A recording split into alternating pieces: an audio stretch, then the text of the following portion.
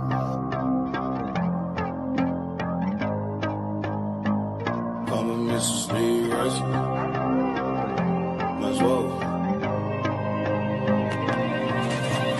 walking through a ghost town, y'all ain't playing my sounds. Don't tell me to calm down, don't tell me to calm down. Only time I go backwards is when I wanna moonwalk. Don't test me, my mood's wrong, don't test me, my mood's wrong.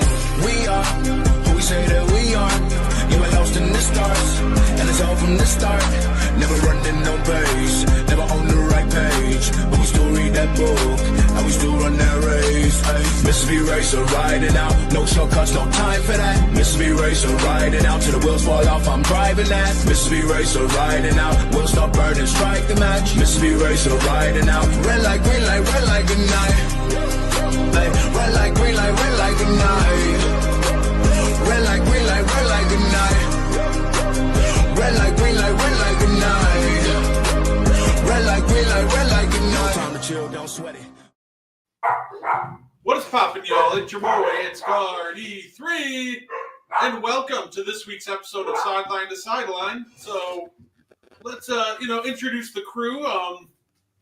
We'll start with the man right next to me. You just watched him for an hour. Hopefully you don't mind a second. Ladies and gentlemen, it is the Godfrey. How you doing, Godfrey? What's up? Talking football, getting things going. My Eagles are playing tonight, as you can tell. I'm a fan of, so I'm psyched about that. You know, since we're forced to talk about that now, you guys can't run from the subject. But let's go. Well, you know what? That's all right. I don't mind talking Eagles football, and I'm sure somebody else is excited to talk about his team after absolutely dismantling the Chicago Bears. Ladies and gentlemen, he is the Prince of Production, Kyle Edwards. How you doing, Kyle? I mean, the beatdown was so bad we got him to fire the offensive coordinator. So hey, I'm loving it right now. 9 sacks and everything, but yeah, I mean, another test this week. So we'll see what Drake May can do. But glad to be here with y'all again. And you know what? It's funny because why don't we just start there with what you just finished off with? You beat them so bad they fired their offensive coordinator. Shane Waldron is out. He's done. He's canned. It seems to be a mess in Chicago, and there's even rumors that they might potentially sit Caleb Williams for a while too. I don't believe those.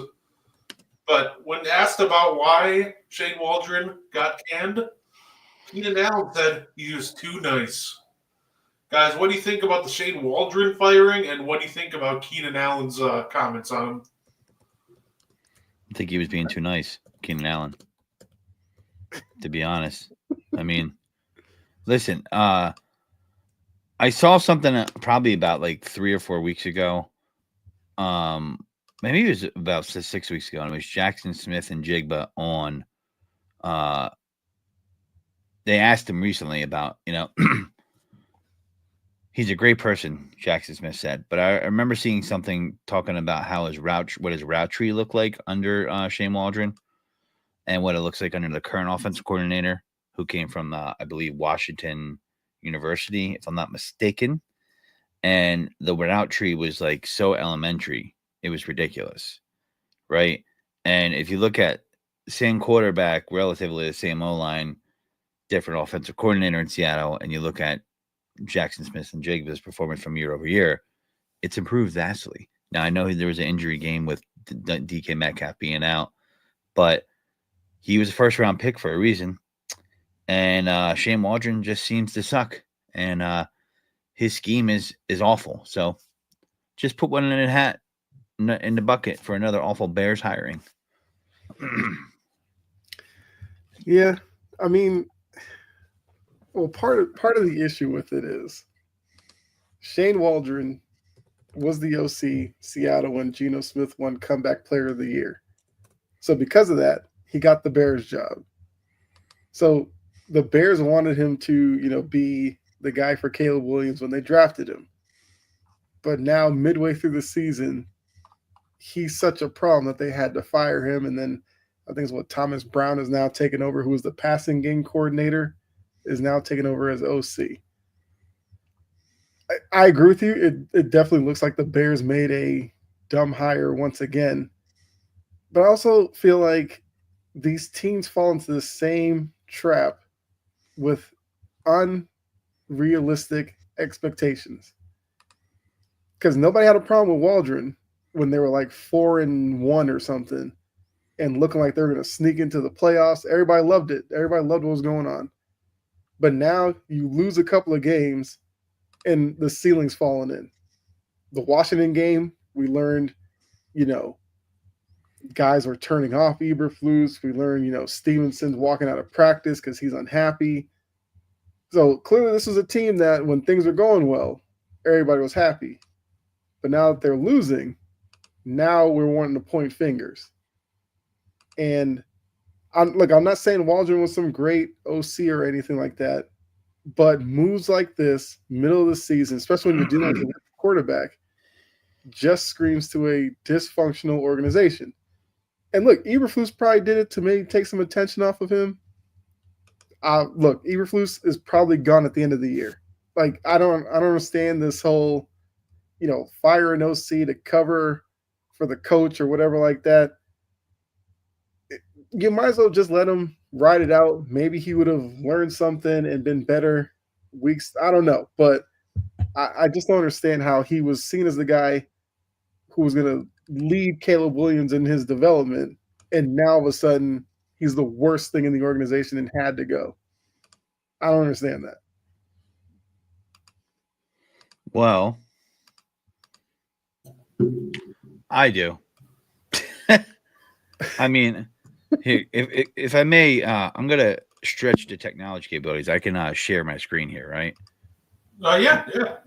All right, so let's share the screen. Here we go. Do you guys see that? Yep. So, do you see Jackson Smith and Jigba? That's is that the DJ Moore one I'm showing you guys? Yeah.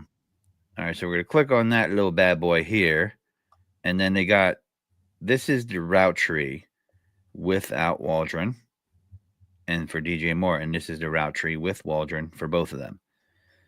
He was saying this on October 2nd. You see that date? So, a lot of people are like, what happened to DJ Moore? I think what happened to DJ Moore is pretty simple.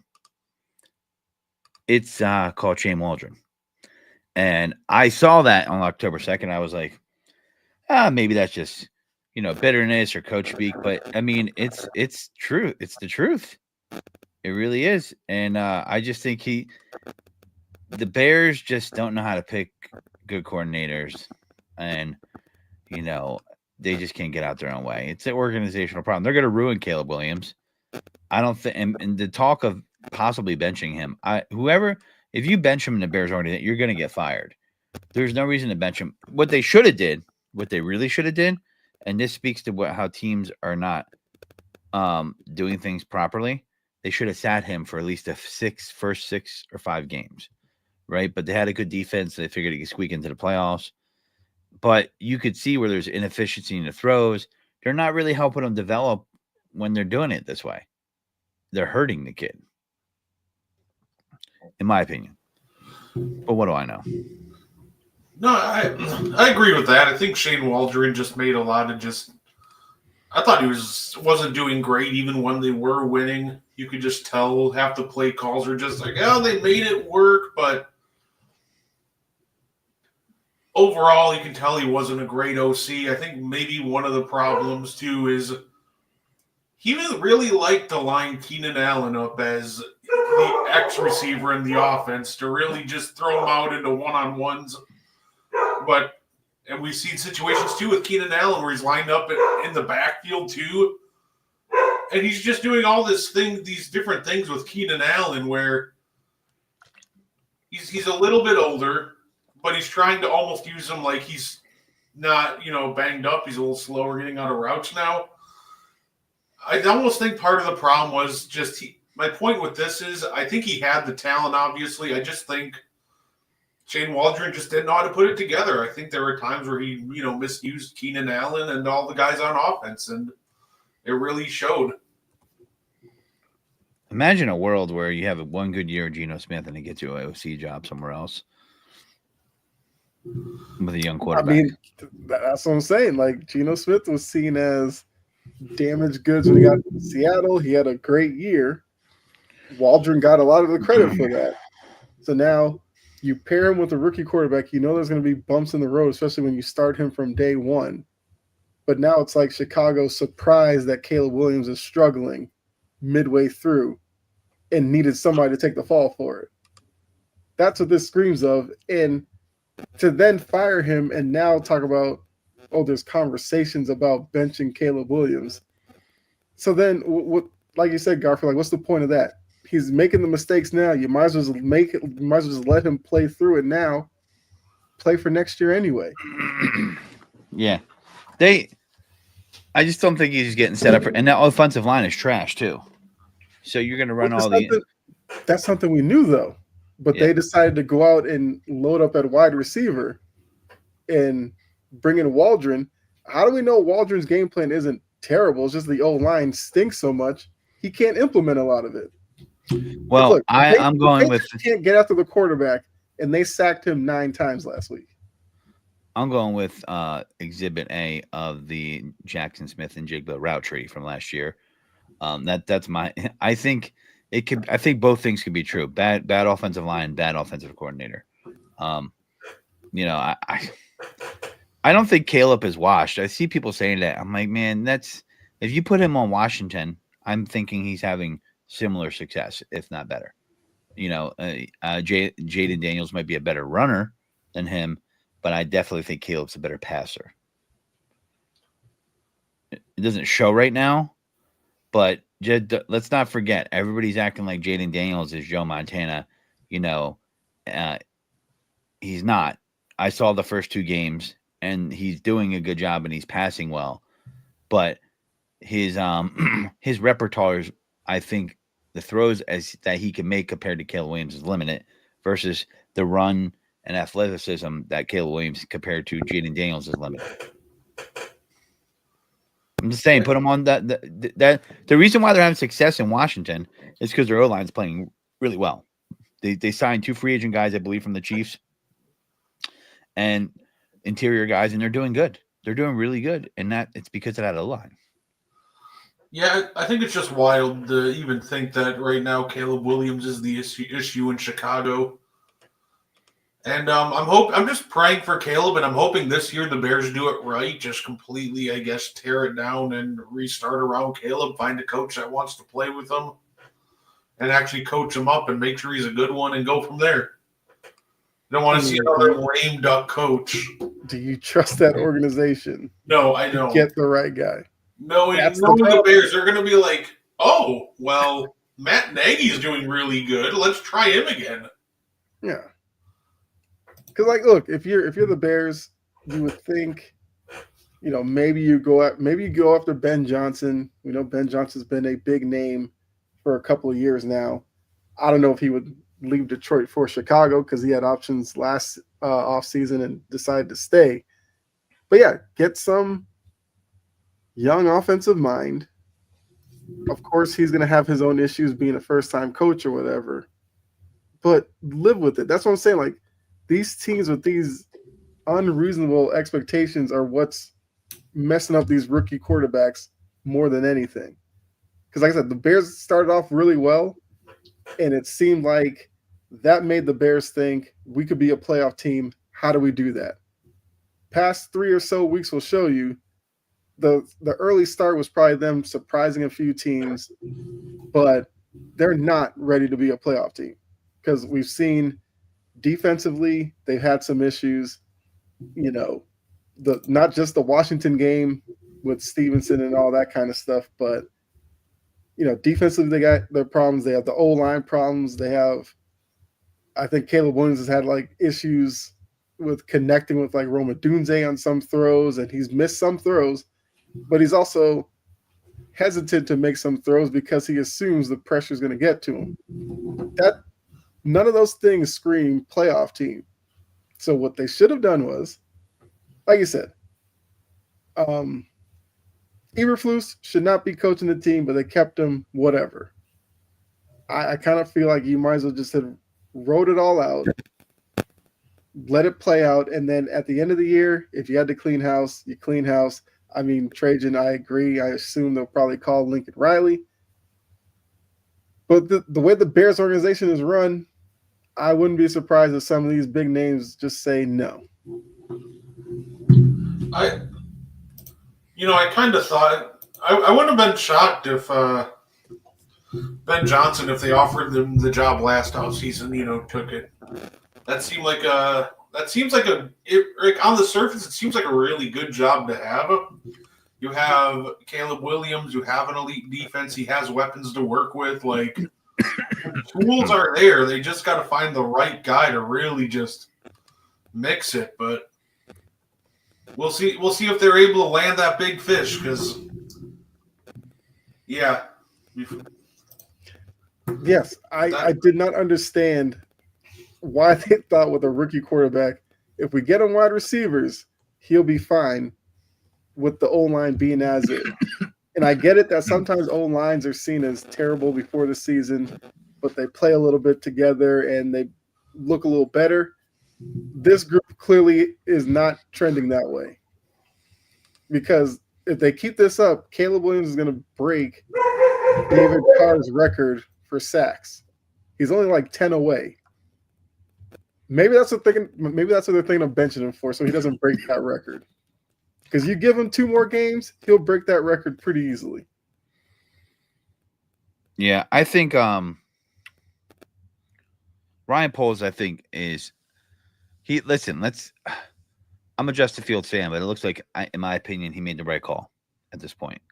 Justin Fields, did well for the Steelers, but he runs in the pressure still, and he throws a line drive ball, which can be a bad thing, right, for the receivers as well.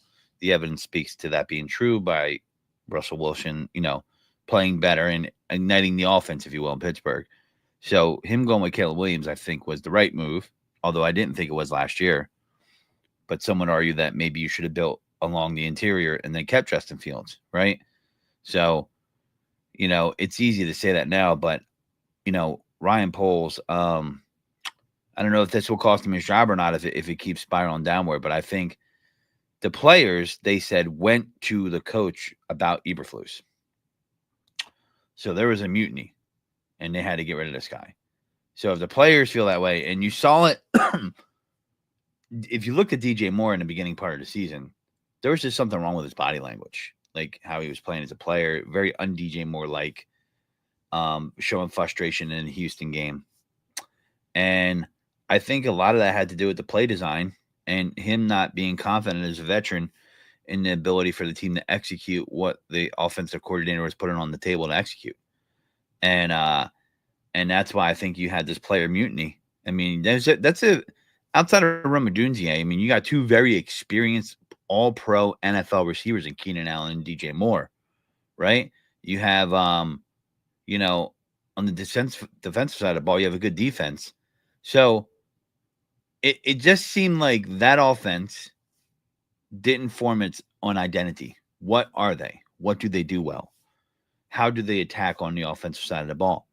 And it seemed like through the first, I don't know, how many games did they play? 8, 9 games.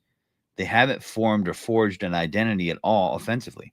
They have defensively, but not all offensively. And as an offensive coordinator on a professional level with a young quarterback, and you do have some talent on the roster, if you haven't done that, then you're in a rudderless ship. And that's what I feel like they were. That's why I feel like the firing was proper. There's some in-season firings I question. Like, it's really worked out for the Jets firing Robert Saleh, right? I think it was his own fault, but, I can't wait to talk about the Jets. I told you they were going to be trash. Told you. Last year, this year, I told you. But, I mean, just can't wait. One last point before we move on, I guess, from the Bears. It's just like, if you're going to, fire Waldron, then why not fire Eberflus as well?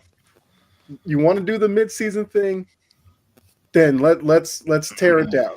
You go with an interim coach, then because who are you going to get though? That's the thing, right? You go with an interim guy, and then at the end of the season, you work something out and bring somebody in. Because if they wait till the offseason to fire Eberflus, if they don't do it quick enough, they might miss out on potential candidates. Like, why not start the process now? Well, I mean, I'm looking at their coaching tree, and I do not see anybody that I'll be like, yeah, they're gonna run this for me. I just don't. Um, you know, Not like I it's being well run right now. Anyway, I mean, I really don't.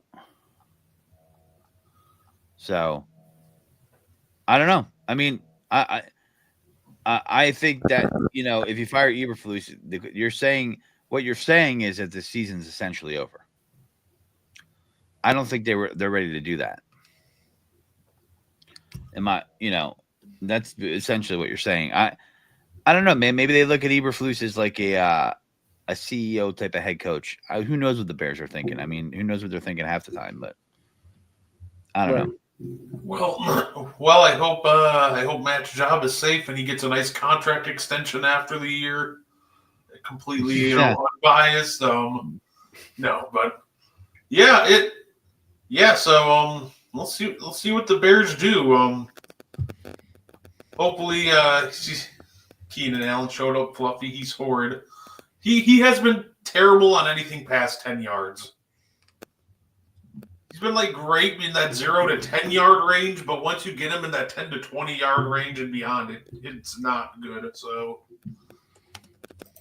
he is 6 of 19 on balls past 11 yards this year. So, but what we know you want to talk about him, so let's talk about the Jets. Jets are maybe are they the biggest disappointment of the year? That was Fireman Ed. Did you hear him? That was Fireman Ed. There's a team down in Dallas that might wave their hand at that one of being being the biggest disappointment. But yeah, at least you could point to a quarterback injury with them, possibly contribute to it. I mean, listen, the Jets. Is Devontae Adams cooked? He might be. Maybe that's why he was freaking out and wanted to get out of Oakland. Is he not? Is he not the player he used to be? Is it Aaron Rodgers? Is it a combination of both? I don't know. And this is the thing. I mean, like, how do you justify that? I mean, everybody's a lame duck. Everybody's gone. Everybody's fired. Except for like your young talent. And you keep losing games. What are the Jets 4-7? 3-7. 3-7. So they got to run the table to have a shot. I think you got to win 10 games to get in. Maybe you get it lucky and get win 9. No shot they do that. Yeah, I mean, and you're just not seeing like the Texans have been playing awful lately, and it kind of showed last week. You get 5 interceptions, you still lose. They've been playing pretty bad. It's an under talked about story this year as far as Houston goes. Mm-hmm. And I think they're having a lot of offensive line issues and injuries are hurting them. But my point of bringing it up is that the Jets were able to come back and beat them. But, they lost this game this past week, and this should have been a winnable game for them, right? I mean, should they have won that game? I think so. But they're not. They're just – it's almost like they're resided. You know what I mean? It's just a situation. I mean, the Cardinals whooped them 31-6. Whooped them. They weren't even competitive. You could be like, wow, they're fighting. They're really fighting. 31-6. I don't know what the hell to do on my fantasy teams. I am in bench Devontae Adams territory right now. We're talking about a guy that was a second-round pick. He wasn't cooked in Las Vegas. Yes, he was. He cooked himself and said, I can't play, and then magically took trade potion, and then all of a sudden he was healed. He cooked himself. He was like, I'm done.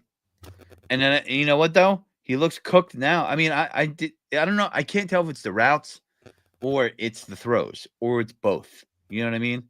Maybe they deserve each other. But, like, this reminds me, and you guys might be too young for this, of, like, when the Redskins signed all these super free agents and these older veterans. They were the Redskins back then. Sorry if people get offended by me calling that. But then they were the Redskins. Now they're the Commanders. And they will they had a whole squad. Bruce Smith, all these veterans on that team. Deion Sanders, I believe, was on that team that year. And guess what? I think that was a Steve Spurrier team. Kind of reminds me of that. But Aaron Rodgers is the ultimate egomaniac. So I just don't know what's going to happen with them. I just know that buyer beware when it comes to your fantasy football team starting a jet. Buyer beware. Yeah. I mean, I've had Garrett Wilson, and I've had that battle each week with him because I think, look, this is what happens when you bring Aaron Rodgers to be a leader on your team at this point. He's not a leader within the NFL locker room. He does more division than anybody else. So this is a point where a Jets team is supposed to look at Aaron Rodgers and be like, our season's teetering, lead us there. That's not him. He's all about the post-game interviews. He's about Pat McAfee. He's just about people recognizing his greatness, even though a lot of that was from years ago. I think he's done, and this talk about, he might be back next year, or he, playing on some contender or something. Name a contender in the league right now that would be an upgrade if you brought Aaron Rodgers in, knowing what we've seen from him this year. I wouldn't do it. I don't care who the quarterback is. Like, even if you don't like Jared Goff, I'm not moving Jared Goff for Aaron Rodgers because Aaron Rodgers would ruin Detroit. So Rodgers needs to stay in New York if he's going to play next year. The Jets need to, grit their teeth and bear another terrible season because this guy's not going to get any better. All of their problems are strictly with Aaron Rodgers and them bowing down to him. Somebody in that organization should have told them, we are going to run things our way. You play quarterback, you score points, let us run things. But they're going out and getting all the people that he wants. Then he acts like he has nothing to do with it. Like, we're not dumb. So this is the bet that they've made. They need to lay in it. And I feel bad for, the Breece Halls and the Garrett Wilsons, the young players who have to suffer through this, all because of Aaron Rodgers. That's the problem with the Jets. Yep. Well, I think he'll be back next year. I think this year, it's going to be a little rough for him. Obviously, it's going rough for him. I don't think he'll want to end on this note, so I think he'll try it again next year. But if I'm the Jets, I'm making sure that means they can't draft a quarterback in the first round because he'll be upset. They probably can't draft a D lineman. They got to have to draft a wide receiver for him because that's what he wants. I think the big thing that they have to do, probably more important than any personnel move that they're going to make, is get an offensive coordinator who's actually going to structure an offense. Like, he won 2 MVPs with Matt LaFleur kind of helping him out with play calls. I think if you get him an OC that actually designs decent, good plays and puts a system around Aaron Rodgers, if he's willing to buy in, which he did at times with the LaFleur system. He bought into most of it, but didn't like some of it. But if the Jets are really going to try to run it back, the first thing you got to do is go get a creative OC who's going to put a great system around Aaron Rodgers, because he's not the MVP anymore, and his Nathaniel Hackett and Todd Downeys of the world they are just not going to cut it. So I think that's going to be their biggest move next year. If I'm an OC, buyer beware taking a Jets job. Because the first time they have a 3-game losing streak, everybody's pointing the finger at you. Yeah, I mean, the real problem here is that they missed on Zach Wilson, right? And I would say that they didn't really put a good system around Zach Wilson, right? And I'm not saying that he would have been a good quarterback because of then, but I think he was doomed to fail from the start because of the system they had. And then they let Aaron Rodgers essentially bring in his own system. And then when he gets hurt last year, he has no plan B. Then plan A is back this year, and his system's there with Nathaniel can't hack it. And Saleh gets fired. I think that he deserved to get fired because he brought Hackett in because they were a personal friend. Documented. Not a lot of people know that. And so he was convinced to bring Hackett in because he believed in him because it was his friend. Friends will get you fired sometimes. And Aaron Rodgers, he's not making the throws. I don't think he has. I think he's a step slower. Pretty much. I think Father Time has caught up to him. I don't know. I don't know. Something tells me it's just off. You know what I mean? Like they don't even look like they're not competing. That's the problem, right? To have a response of 31-6 after a win and you go on the road and you just get washed like that. I mean, the Cardinals are a good team, I guess you could say, because they're on the win streak, but they're not a dominant team. This Jets defense should be able to handle a Kyler Murray. Come on. Kyler's been playing well, but you knew they were going to run the ball with James Conner. Like, it just, for all the things that they said this organization should bring into the table with talent, it just doesn't seem to be coming to fruition. Maybe it's that New York hype. Yes, absolutely. No, I will say definitely be looking forward to seeing what transpires with that whole situation next year. I'll be at the NFL draft, so I'll get to see what they do live next year. It's going to be a lot of fun. I'm looking forward to They'll that. probably boo it. But why don't we talk about some of the big games we got this weekend? It's a pretty big rivalry weekend, so why don't we just start off with the oldest rivalry? We got the Green Bay Packers and the Chicago Bears. How do you guys think this game goes? I mean, the Bears are waiting to fold up shop, so I doubt they're ready to put forth a full game's effort to try to beat Green Bay. I mean, I know divisional foes should help you refocus, but I've got no faith in this Bears team showing up and competing. They're favored by a point. Okay, I guess. I'm going with the Bears. I think they rally around the firing of the head coach and the offensive coordinator. And I think they pull this off. I think the defense keeps them in the game. And I think the Packers hit that midseason lull, like last year. You remember that, right, Brent? Yeah, but I definitely don't. If Jordan Love turns it up like he did for the second half of last year, it definitely would be completely different. There wouldn't be a lull this year, and the big difference is we don't have Joe Barry calling the plays on defense anymore. Last year you guys lost to Tommy DeVito on the road. Correct. We had Joe Barry calling the plays last year. Our defense got caught. The problem with his defense is he always believed in soft coverage. Don't give up the big play. Play 10 yards off your guy. It was like a haven for weak arm quarterbacks to pick us apart because the easy completions were always there. It was just don't give up the big plays, which is how guys like Tommy DeVito just absolutely sauced us up all game because we were just willingly handing over completions. So I think this year, Jordan Love, last year in the second half of the year, he was arguably the best quarterback in the league. If he comes anywhere near that level again for the second half of the year, I don't think there's a lull. I think the Packers just straight up dominate fools on the route to the playoffs. And I think that starts this week. So I think we absolutely rout the Bears. I don't think this one will be close.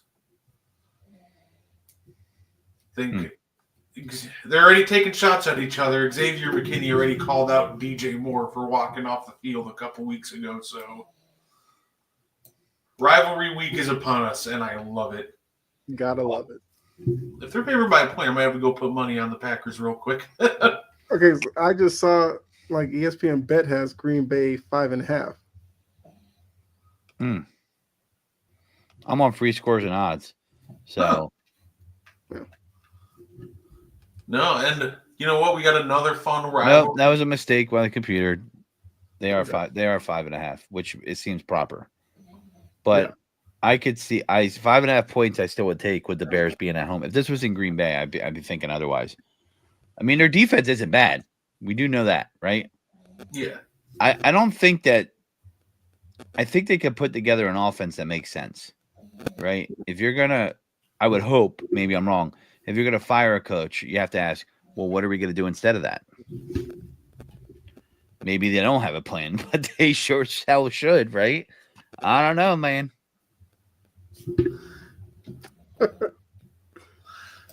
This man, you always have to torture me about Doc Rivers. All right, leave me alone about Doc Rivers. Yeah, Doc How's it going, Rivers. Reverse Enigma?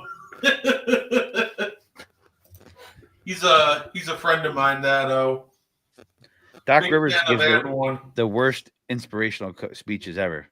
I don't know. Darvin Ham might have a beat, and we have both of them. Woo!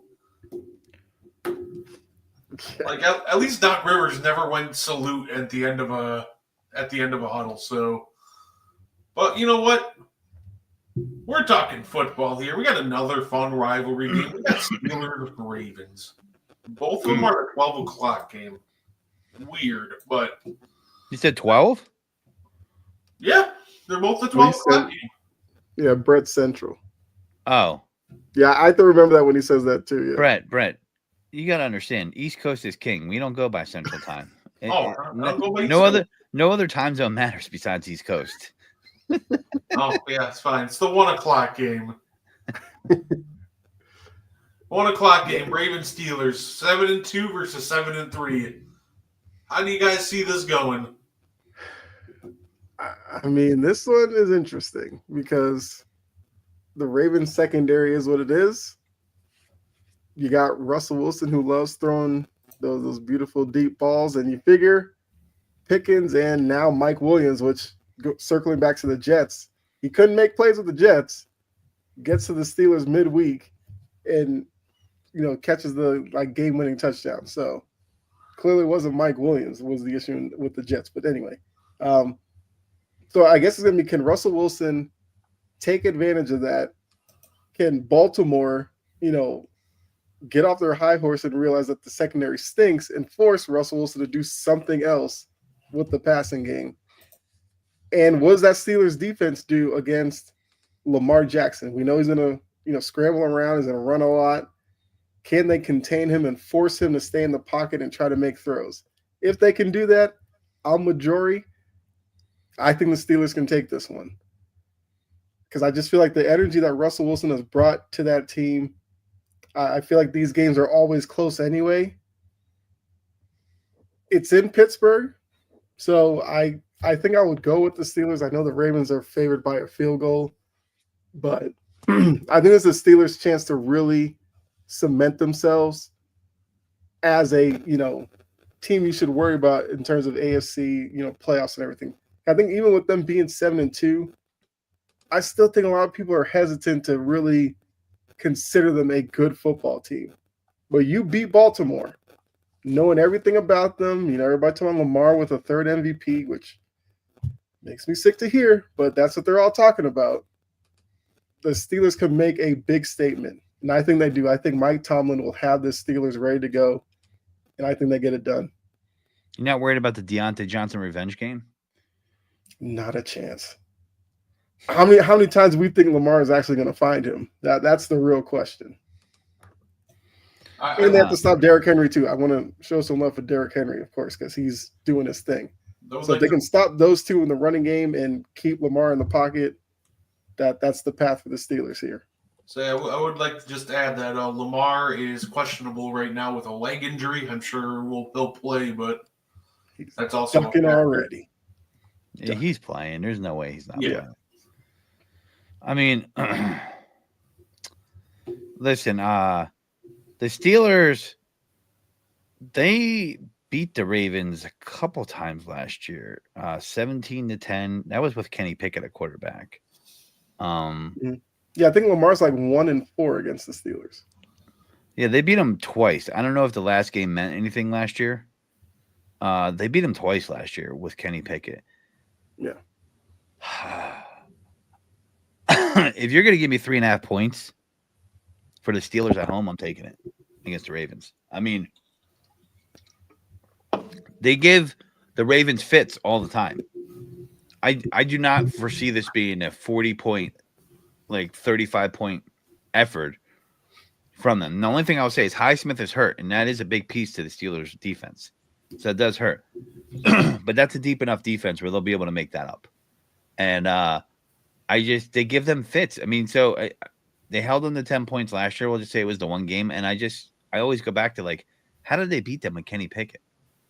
You know what I mean? Like, and last year they had a really good record. Remember, the Ravens did. So I'm going to go with the Steelers here. I think they're playing renewed football with Russell Wilson there. That defense is playing. You got TJ Watt on all 8 cylinders going. I'm going to go with the Steelers, plus 3.5, man. I think they're going to pull this off. I look at how the Ravens have won this year, and they've had some impressive wins. But I also look at, their secondary has been injured, and it's been liable for a lot of passing and losses. And they barely survived the Browns. They did. But Jameis Winston, like, almost fooled everybody that he was a regular starting quarterback after a week of playing against them. And just, I would say I could see the Steelers are actually able to offensively take advantage of some of those holes now. They got so with the addition of Mike Williams, George Pickens is becoming more of what we thought he could become with a quarterback that can throw the ball more with a bigger route tree, or, give him the opportunity to get the ball. You got George Pickens, Calvin Austin, Van Jefferson, and Mike Williams. It's not a bad receiver room. It's not the best, but it's not bad. He's already connected with Mike Williams, something Aaron Rodgers couldn't do in like 8 games. He did in 1. And I would say, I think they're going to be ready for him. Give me 3. Am I looking at this thing wrong? Maybe I'm wrong again. Hold on. Let's look. Let me, Well, I have is 3.5. 3. Okay. Now that could vary book to book, but I'm taking the Steelers, man. I think the Steelers are going to win this and be the new leaders of the North Division. Remember on this show, I have flirted with the idea. I don't know if you remember, Kyle, of the Steelers winning this division at the beginning of this year. Yes. And all predicated on how the quarterback situation played out. So, Steelers, it is for me. Yeah, no, I'm honestly, I'll take the Steelers as well. The Steelers just in general have seemed to be a weakness of Lamar Jackson. This is a deep defense that, has shown success in, beating and, just at least containing Lamar. Obviously, it's a different dynamic this year when you add Derrick Henry to the mix, but I think they'll be able to pull it off, and I think they surprise a lot of people when they come out with a win. Patrick Queen revenge game. Yeah. There you go. At the second afternoon game, the 3:25 game for me, we have Chiefs and Bills. These games are always fun. Obviously, we had the iconic 13-second game with them. Guys, what do you think, Eric? Are the Chiefs undefeated after Sunday, or is the streak over? You just feel like one of these weeks, the Chiefs are just playing so close to the edge that somebody's going to get them. I think Buffalo has the talent to do it. I think also for them being 8-2, I feel like the Bills can get this one. It's a statement for them as well. You know what? I'll go with the Bills. I know the Chiefs just find ways to win, but this one up in Orchard Park, I think, I feel like the Chiefs will probably move the ball between the 20s. The key will be, can the Bills in the red zone keep the Chiefs out of the end zone? That's going to be the key to this, for them offensively, obviously using Cook, and Josh Allen has to take care of the ball. We know the Chiefs defense is good. Do not give them short fields, extra possessions. Josh Allen's going to have to play kind of within himself like he did early in the season, where we're kind of surprised with his performances, where he was taking checkdowns and then taking those deeper shots when they were there. It seemed like a few weeks, just like the Colts game and all that, he was getting back into his old habits of forcing stuff and turning the ball over.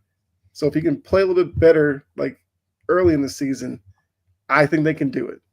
They'd have to win the turnover margin for sure. So I'll take the Bills. It's Buffalo -2. I'll take that shot, and the Chiefs lose their first game this week. Man,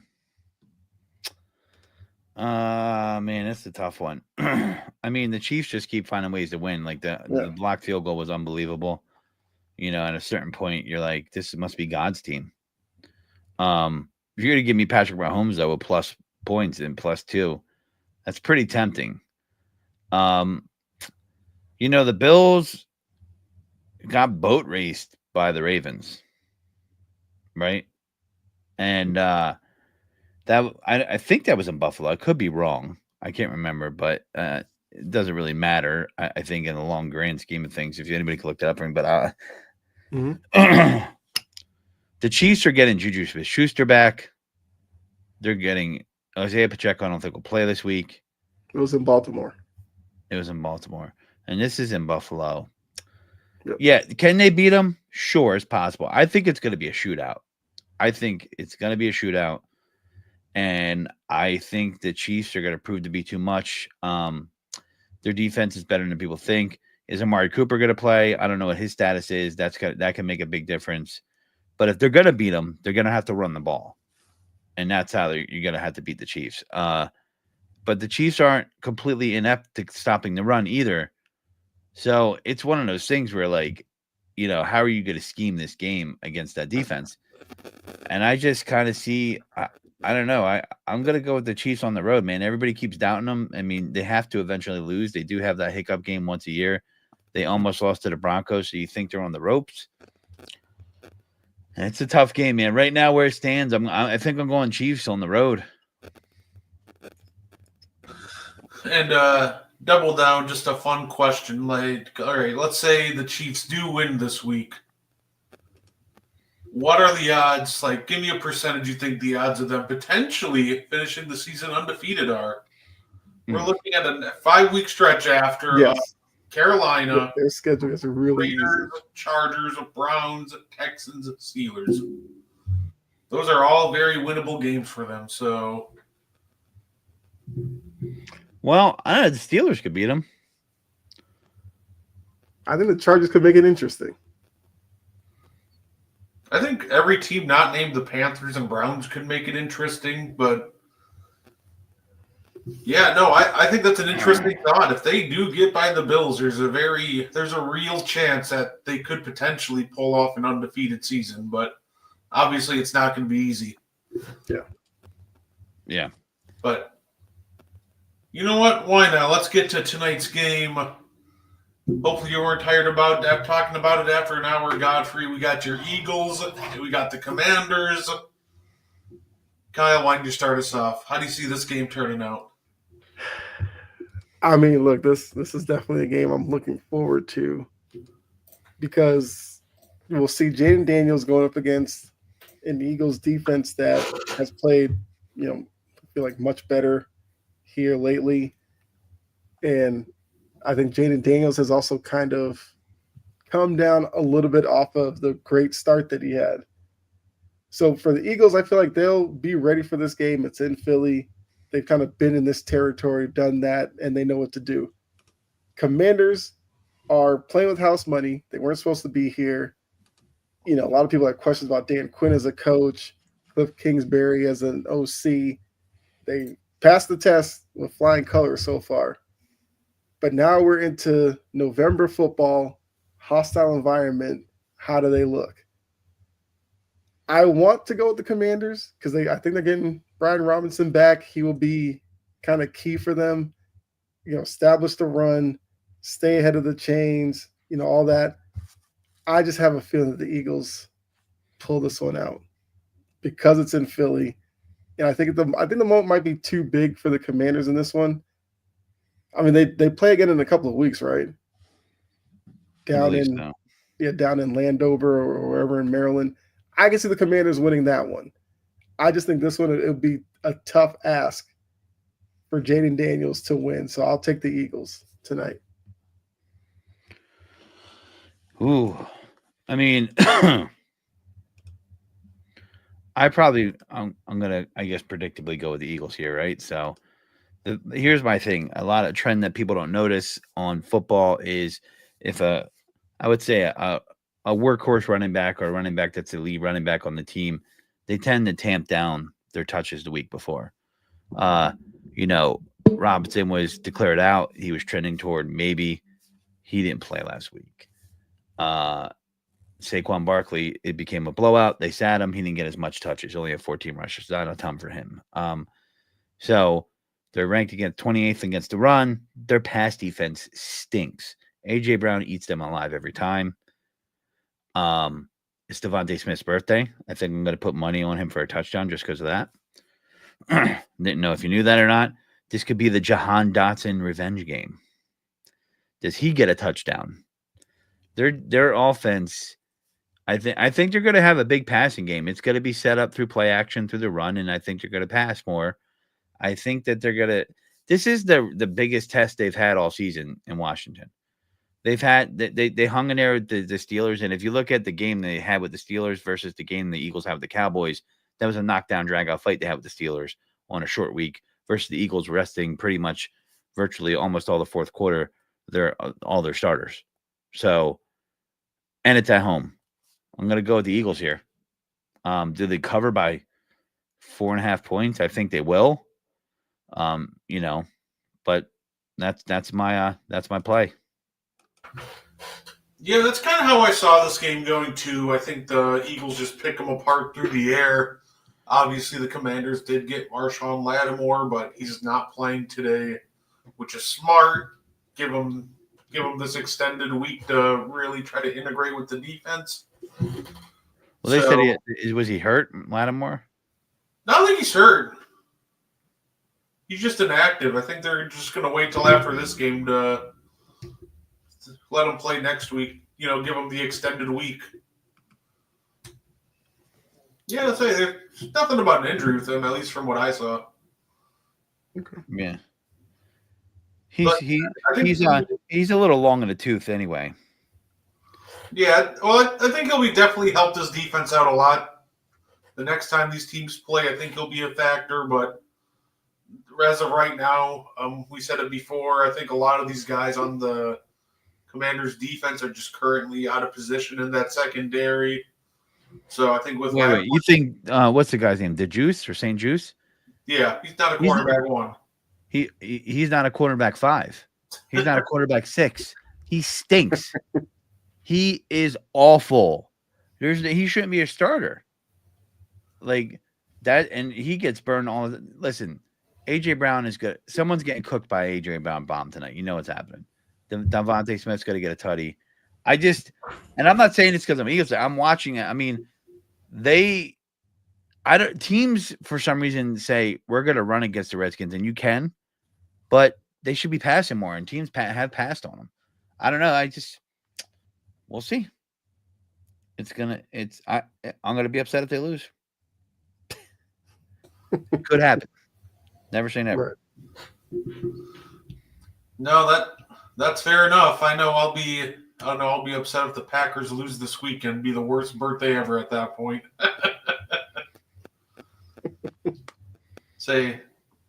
But we previewed a couple games, talked about. That's all I had for us today. Did anybody else want to throw something in, or? Well, I think with these upcoming games, you got some big ones. I'm looking at the schedule, and can the Seahawks beat the Niners? I think there's a lot of predictable games going on. The Jaguars just look like they want to not play football. The Raiders, what's going on there? The Rams against the Patriots. The Rams need to win that game. The worst game in a week is it's going to be Browns Saints. So that's a toilet bowl game. You could that's probably the worst revenge game. The what game? Oh yeah, the revenge game. That's right. Winston. Yeah. He must be after a lot of revenge. Toilet bowl game. This is a good game to start off with this week, and I'm looking forward to that Bills game. And the Steelers game being at 1:00, I kind of like because then you can go to the Bills. What's the Monday night game? Bengals Chargers. That's going to be interesting. I think you're going to see No, Monday night's Texans Cowboys. Texans Oh, Cowboys yeah. Monday night. Yes, Sunday night is Bengals Chargers. Yeah, Monday night's going to be a waste. But I think you're going to see a mix up of who in the high. I think after this weekend, you'll see like the power rankings might be Chiefs, Steelers, Bills, Ravens, or vice versa. Ravens fans don't want to hear that, but like, I don't know. Yeah. It seems like the same thing every year. Yeah. Well, I'm curious to see what coach the Cowboys bring in next year. I'm sure McCarthy's gone. You just know with Jerry, he's gonna shoot for the start, so he'll probably try to tempt Bill Belichick, whichever the hot college coordinator or coach that's out there. He's gonna try to get them. For all we know, he'll probably get Tony Romo out of the booth to coach them. Like it would be such a Jerry Jones type of move to do that. I just think the big thing he's got to do is they need a real middle of their defensive line. They need to address their run defense this offseason, because there's just absolutely no way they can go back next year with Mozzie Smith and crew trying to stop the run, because it's honestly offensive watching them try to do anything resembling a run defense. Yeah. I was gonna say, I guess since we have a couple minutes, like Falcons Broncos, only because I feel like those are two teams that you don't know what they are. And for the Falcons, if they can go up to Denver and get a win against the Broncos team that's shown certain weeks that they're up for it against that defense, maybe you think a little bit better about the Falcons. And if Bo Nix and Sean Payton can come up with a game plan to beat a Falcons team that has offensive pieces and defensively are a little up and down, I think that's like a sneaky, interesting game in the 4:00 window. I mean, obviously, you'd be watching Bills Chiefs, but I think that's another interesting one in that window to look for. Yeah, and Anthony Richardson's back this weekend, and they're bringing him back against the Jets. So, what was that about? AR versus AR battle. Yeah. Wasn't it last week they were talking Flacco's going to start the rest of the season? Yeah, they were. Yep. Yeah. What are we doing? Maybe they realize it's a lost season for them and are actually just trying to bottom out the rest of the way. Yeah, what are they poorly doing? run organization, the Colts. Well, you know what? At the end of the day, I'm excited to see where the Giants end up in the lottery. See if they can secure the #1 pick and a real quarterback. I think that team's like a lot better than. I feel like that Giants squad is a lot better than the record indicates or how they look. I just think they need a quarterback. You think Drew Lock is the answer? No. You think Dion wants Shador in New York? Oh God. I think there are other options, but knowing the Giants and their tendency to overthink things, we're just going to see the most insane first rounder. Carson Beck, here we go. Graham Mertz, you are a New York Giant. Yeah. Carson Beck. Ew. He stinks. I agree. Sounds like a Giant There's already. a lot of hype behind that guy. I do not see it at all. He stinks. I don't know what everybody. And I've been watching a little bit of Georgia right now. He stinks. I don't know what people are thinking. No, fair enough. But hey, everybody, for tuning in. We appreciate you. Enjoy the game tonight. And I hope everybody enjoys the rest of their night.